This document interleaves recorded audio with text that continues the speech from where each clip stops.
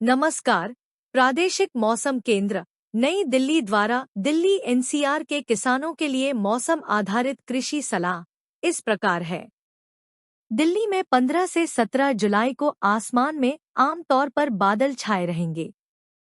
15 जुलाई को बहुत हल्की से हल्की वर्षा में गर्जन बिजली चमकने के साथ सतही हवा गति 20 से 30 किलोमीटर प्रति घंटे की दर से झोंकेदार हवाएं 40 किलोमीटर प्रति घंटे तक पहुंच सकती है। 16 जुलाई को हल्की से मध्यम वर्षा में गर्जन बिजली चमकने की संभावना है। 17 जुलाई को बहुत हल्की से हल्की वर्षा में गर्जन बिजली चमकने की संभावना है।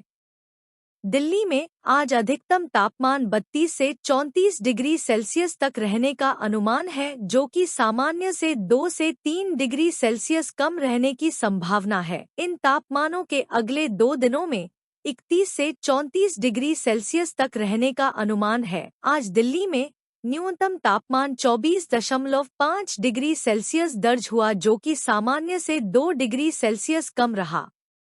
अगले 2 दिनों में न्यूनतम तापमान 23 से 26 डिग्री सेल्सियस तक पहुंचने की संभावना है।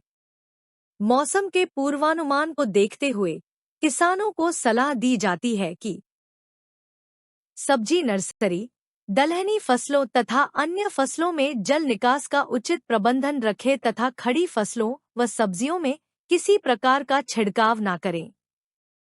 जिनकी धान की नर्सरी 20 से 25 दिन की हो गई हो तो तैयार खेतों में धान की रोपाई शुरू करें। इस मौसम में किसान मक्का फसल की बुवाई मेढ़ों पर करें। यह समय चारे के लिए ज्वार की बुवाई के लिए उपयुक्त है। खरीफ की सभी फसलों में आवश्यकतानुसार निराई गुड़ाई करके खरपतवारों का नियंत्रण करें। यह समय मिर्च, बैंगन व फूल गोभी, सितंबर में तैयार होने वाली किस्में की पौधशाला बनाने के लिए उपयुक्त है। जिन किसानों की मिर्च, बैंगन व फूल गोभी की पौध तैयार है, वे मौसम को मद्देनजर रखते हुए रोपाई की तैयारी करें। कद्दूवर्गीय सब्जियों की वर्षाकालीन फसल की बुवाई करें। जल निकास का उचित प्रबंधन रखें। मिर्च के खेत में विषाणु रोग से ग्रसित पौधों को उखाड़कर जमीन में गाड़ दें। इस मौसम में फलों के नए बाग लगाने वाले तैयार गड्ढों में पौधे किसी प्रमाणित स्रोत से खरीदकर रोपाई करें।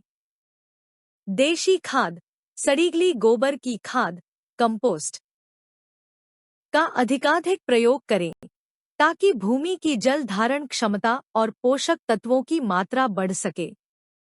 वर्षा को ध्यान में रखते हुए किसानों को सलाह है कि वे अपने खेतों के किसी एक भाग में वर्षा के पानी को इकट्ठा करने की व्यवस्था करें, जिसका उपयोग वे वर्षा न आने के दौरान फसलों की उचित समय पर सिंचाई के लिए कर सकते हैं।